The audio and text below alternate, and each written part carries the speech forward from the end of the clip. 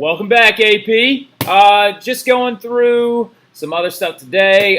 Go ahead and knock out your last flip for the summer, and we're going to talk about the 100 Years' War today, right? Now, to keep in mind, we were talking about the Middle Ages, like a foundational set. We talked briefly about Black Death Plague. Well, not so brief, but we talked briefly about the plague, its effects on Europe. Now, the cool thing about this event is that actually it was going on at the exact same time as the plague, right? So this is just further evidence of why the later Middle Ages was considered such a crisis, right? And this will actually help us get into the idea of, was the Renaissance really a departure from the Middle Ages, or was it just seen as a time of prosperity in the face of all the terrible late Middle Ages crisis, right? So let's go ahead and get started. The 100 Years' War, right? To keep you informed, I'm changing it up again a little bit with the flips, simply because yesterday I tried to do the other format yet again and recorded a 20-minute long video.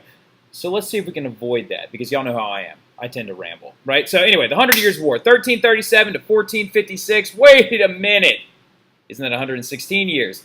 Yeah, but it's the Middle Ages. Give them a break, right? So anyway, now, it's France versus England, sorta, all right? We're going to get into why that's sorta here in a minute. Now, really quick thing about the 100 Years' War, before we go ahead and get started, is one giant misconception about it. It was not 100 straight years of fighting, all right? There were long, lengthy periods of peace with little chunks of fighting in between, right? It was just a conflict that was never officially resolved until 1456 with the... Oh, wait. Can't give it away, right? So let's go ahead and get started. But anyway, there are three major causes to the reasons why the 100 Years' War happened. Funds, of course, meaning monetary. The reason why, well, excuse me. We need to talk mainly about the reason why the 100 Years' War was so long and why it was such a lengthy conflict and so ridiculous, right? One of the big reasons why is funds, right? Money, economy, financial ties, right? Ooh, lots of F words in this. I should maybe put finances, all right? Family is another big reason. We're going to talk about the claim to the French throne through the Capetian dynasty. And then we're also going to talk about feudalism. When I say feudalism, I mainly mean land holdings, all right? So write that down underneath feudalism, land holdings, okay? Mainly it was a dispute over who owned what and if it was really in the contiguous body of that other country or not. So let's keep going. Now, the big first one, of course, we talked about was funds, right? So go ahead and write funds down as a cause. And the main thing is the rise of this system. They're called enclosures, all right? Now, enclosures were first seen in the High Middle Ages to Late Middle Ages, and they were promoted after the Black Death Plague and really pushed forward by the Tudor family in England simply because they made a ton of money, all right? Now, some of you are like, well, that's just a field. What's the big deal? Well, an enclosure is a fenced-off area of land on an already larger manor, right? Remember when we talked about feudalism with you've got the king and then the lords, the vassals, the serfs, you know, that really 7th grade kind of stuff? Okay, well, the main thing you need to understand is the manorial system and the obligations to parcel that land apart and let individual families work these little, like, plots of land along the side. The big reason why is because England had stumbled into something that they made really well. It was very profitable, made so much money, and it was all agricultural. Can you guess what it is? Can you guess what it is? Anybody? Anybody? All right, I heard Becca, I heard you yell like yellow, like corn. That's from America. All right, calm down. And then I heard Aaron say something like cabbage. That's disgusting. All right, so anyway, well, turns out it's this guy right here. Wool was huge money, all right? Sheep herding and profiting off wool textile raw materials for England was huge. Made them so much money. More money than like precious stones and some mining materials at the time. So, to keep going forward, though, along with those funds, is the fact that they were financially tied to certain regions of France. Because England, or the United Kingdom, was where they made or raised the sheep for that wool. But northern France and the areas known as Flanders and Burgundy is where they processed all of that wool. So the English would send the raw wool to them, they would spin it into cloth, it would then be loomed into fabric, and then be sold to the highest bidder, right? So England was financially tied to northern France and made a lot of northern French families very rich, all right? So anyway, continuing forward though. The other big cause for this was family, all right? So now we're in the second half, the family cause, right? Well, this right here is a little segment of the Capetian dynasty, right? The Capetian dynasty can trace its roots all the way back to Charlemagne, right? Charlemagne being an extremely, provocative leader, as we know, had 6 different wives, and we wonder why everybody's related to him. So anyway, had 6 separate wives, had all of these different children, had all of these different offsprings, whether they be illegitimate, legitimate, whatever. But the Capetian dynasty is the ruling class of France, all right? So you can see it up top with Philip III. He ruled to 1285. And you can see Philip IV right there, also known as Philip the Fair, right? He had 4 children.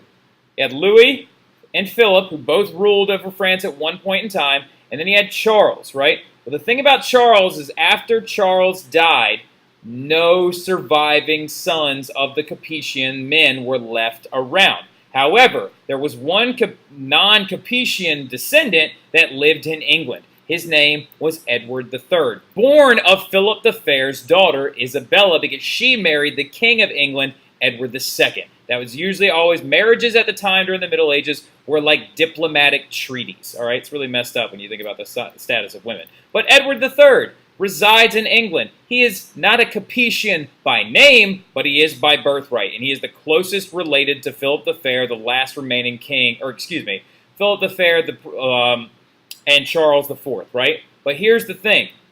He looks really weird, number one, and second of all, he's not going to get the throne. This guy is. Philip VI, who is a Capetian and related to the Valios family that actually is from northern France, he's going to be the one that receives it because a lot of a lot of French nobles pushed for him to own it because they didn't want the descendant of England taking their entire country, right? And also because of this thing. It's called Salic law. It's an old law on the books in France saying that no woman should be allowed to pass the throne on to anyone, right? So the fact that it was Isabella was Edward's mother was the reason why she never got it. And the funny thing about it is early on, Edward was cool with this. Edward was fine with it. He said, you know what? I understand. I totally get the fact that, oh my God, this trash can's in the way. I totally get the fact that I don't get it because of these laws on the books. I understand. It's whatever. Philip can have it. It's not a big deal, all right? But then Philip went and messed everything up when he tried to confiscate this little region called Aquitaine, all right? Now, or Aquitaine, or it's something French, all right? So anyway, now, this little region right here down in the southern area of France was very profitable, and it was a feudal holding of England. England owned it because the Duchess of Aquitaine actually married the King of England at the time as well. Several generations before. So that little area of France belonged to England. It was not French. It was English landholdings. But Philip VI, to try and make a statement, is going to confiscate that land leading to this war, all right? So Philip VI confiscated Aquitaine leading into the war. And he messed up because the thing about it is these two regions of France with the ovals up top, right there and right there, were called Burgundy France, right? Burgundy France was not loyal to the French crown. They were loyal to the English because they were making so much money off their what again? Attaboy, Yugas. That's man, Nick. Their wool, right? So, here's the thing. Let's keep going, though. Fight, all right? It's going to break out. It's England and Burgundy France versus the French and, drum roll, please, the Scottish! All right, so wait, why are the Scottish fighting against the English? They live on the same island. Well, as we know, the English have owned Scotland since since the High Middle Ages. Now, if any of you have ever seen Braveheart, you've heard of Edward I, also known as Edward the Longshanks, actually being able to, going in and taking those areas. Actually, I think Edward the Longshanks might be Edward III.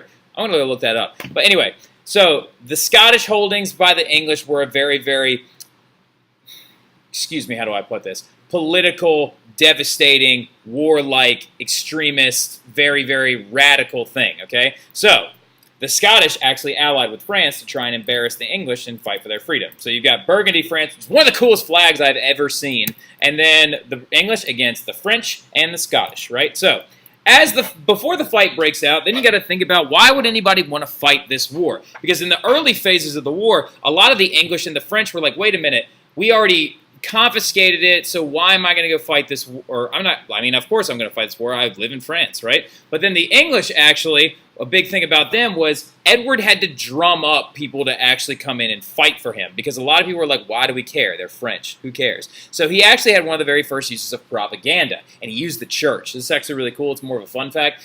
He would actually tell the priests to give sermons filled with English patriotic sentiment and anti-French undertones to try and get them to fight in the war. Also, the great thing about that he used was that knights were paid for their military service. So a lot of poor knights actually had the chance to join up, advance their military status, and make a little bit of cash. And then another thing Edward did to try and get people to like fight for him in the English, and why they won early on, like in the war, is because he allowed criminals into the war. He actually emptied out the jails and told the criminals, whatever you get your hands on in France, you can bring back home and make tons of money off of it. And the criminals and the knights and everybody, even the common man, would loot and pillage French cities. They took wool, they took artifacts, they took art, they took stones, they took gold, silver, all this other stuff. Linen was a big cloth at the time. They took all of these things, and the crazy part about it is they actually like spent it as soon as they got it, so it wasn't really very profitable for them at all. Now, anyway, but to keep going, new weapons and warfare are going to be another reason why this war got so dramatic and lasted so long, all right? The big one, first of all, was actually at the aid of the English. The English longbowman was one of the biggest advances in military, right? So the English longbowman could fire 3 arrows to every Frenchman's 1, because the Frenchmen were still using crossbows, right? So, and also the English longbowman could rain down a sea of arrows on top of the French, and they were never ready, and they were also much more accurate, all right? So anyway, also another big development was cannons and the use of artillery. Fire the cannons into the troops, disperse them, and then use your cavalry to ride right over them like grass, right? And then the other one, this is crazy, it's the first war to ever see guns, all right? Now, some of you are looking at that and you're like, that looks more like a stick. All right, yeah, well, you're right, it does, but it's actually called an early handgun, right? Or a flaming lance or a powder lance is actually what the Chinese called it. The English were the first to use all of these, but eventually the French are going to get their hands on some as well. And actually, like I just said, the Chinese, due to those trade ships coming in that started the Black Death, right? That's how they actually learned how to use all this stuff. So, also, really quick little snippet that you should write down real fast is the fact that England is always constantly about 100 years ahead of everybody when it comes to technological advancement. So they're going to end up winning a lot of this war very, very early on, all right? So now, as you can see over there on the left-hand map, that is Aquitaine down in the southern area of France. That is where the English are going to sail in, set up their base of operations, and most of this war is going to be fought in the lower areas of France, right? Now remember, Burgundy France on the eastern region and then the north is actually loyal to England. So this is actually much more like a French civil war than anything else, all right? So anyway, excuse me. So as you can see in the map right there, but now look at this next map, which is the map after right after the Battle of Poitiers in 1360. This is going to be a massive expanse, and as you can see, the English holdings are growing and growing and growing because they early on were destroying the French, right? Then at around 1415, this guy is going to show up. That's a great picture, I know, but that is Henry V of France, Henry V of England, the King of England at the time during 1415, and at the Battle of Agincourt, he is going to claim that expansive amount of northern French territory right up at the top, and he took Orleans, which was a major French city, and he was on the doorstep of Paris, and he almost won the entire thing. But then this lady showed up and turned the tide of the war for everyone. You all know her, you all love her. It's Joan of Arc, right? So Joan of Arc is going to be the one that turns the tide of the war for the French following Henry V. But the reason why the war was won single-handedly before she showed up is because of this guy. That really quickly, so back it up really fast, back it up just a little bit. That's Charles VI of French, also known as Charles the Mad, all right? So Charles the Mad actually had bouts of psychosis and was mentally ill for most of his life. Now, the main thing about it, though, is that he signed a treaty with Henry V right there up in the top right-hand corner saying that none of his descendants would own the French crown anymore. He actually gave inheritance to Henry V of England. So some of you are like, well, wait a minute, so why wasn't the war just over in the first place? Do you really think a lot of French nobles are just going to let this happen? So they actually said that treaty, the French nobles said the treaty was null and void because of his mental state, all right? So then they actually wanted to pass rule over to this guy, Charles VII, all right? And the reason why he's important is because Joan of Arc was told by God, apparently, that he was the right man to rule the country, all right? So Joan of Arc is going to show up and turn the tide of this war and crown the Charles VII the King of England and Reims after she won a huge battle at the Battle of Orleans, all right? So, like New Orleans, you've heard of this name before. And then also, really quick though, Joan of Arc, major figure due to the fact that she just won a lot of early battles, but also due to the fact that this war had been raging for, let me think, 1330, almost 100 years already. So there was a ton of apathy at the time. The French were due for a win, and then also there was dissension among the nobility of France. And when I say dissension, she took advantage of the fact that there was a lot of warring families in France. And so these nobles in Burgundy France were starting to fall apart and actually starting to accuse each other. Because here's the thing.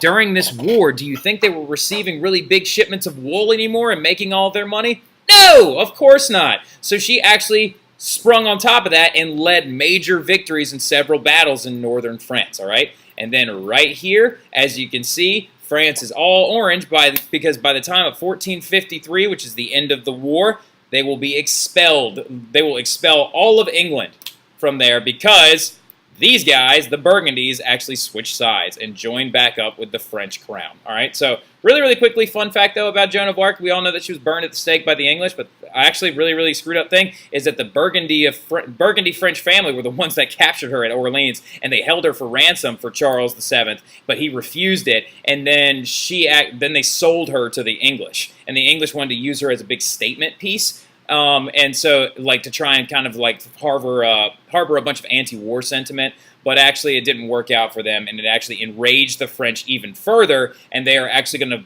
use their nationalistic fuel and push the English the rest of the way out. So, the aftermath of this entire war, though, of course, is England no longer has any land holdings in France except for this little tiny region, like I think it's the Castilian region in northern France. It's a little itty-bitty little thing, but it doesn't really matter. They got places like that all over the world. You heard of Gibraltar? That's in Spain, and England still owns that. Now, anyway, death tolls are way up, which means taxes are also going to go way up. So there was a lot of dissension among the English and French crowns about taxation following the 100 Years' War. Now, a big thing about it as well is the fact that the wool shipments from the war were also destroyed. So it ended up costing England £5 million to wage that war. Now, in Middle Ages money, that's a ton, okay? So nationalism, though, is going to skyrocket because before the war, this is an example, people in French actually referred to themselves as Burgundians or Bretons or the Flemish. They never said French, all right? But after the war, they are going to begin to refer to themselves as French. So a big thing about this is this war actually served as a precedent for nation building, okay? And then the last thing that's the most important is the establishment of representative assemblies. So because of this war, nobles would actually group together and actually hold assemblies to discuss taxation and the upping or lowering of taxes to try and fund this war, all right? So a big thing about that is actually, like, it bolstered what we refer to now as the English Parliament. Now, before the English Parliament, and when the Magna Carta was signed in 1215, that was only a House of Lords, which is actually large land-holding lords that actually would meet in these representative assemblies. But since many of them were off at war, that established the House of the Commons in the English, like, bicameral setting. And we actually today have a bicameral legislature because we took the English model that it actually is a result of this war. Because the House of the Commons is the second house of the English Parliament. The House of Commons and the House of Lords, all right? And that's it for the 100 Years' War. I tried to keep that one a little bit shorter, and I've, like, integrated the pictures a little bit. You guys got to tell me on, on Monday, which format you like better, and I'm probably sticking with this one because it's, like, 20 times easier. All right, so, but I will see y'all then. I will be collecting all of y'all's summer work then. Finish those books up. I'm calling y'all out. I know a lot of y'all have read them already, but remember, for those of you who are reading Sophie's World and still haven't gotten to the chapter on Berkeley yet, you're missing out, all right? So anyway, I'll see y'all then. AP, look forward to seeing all y'all on Monday.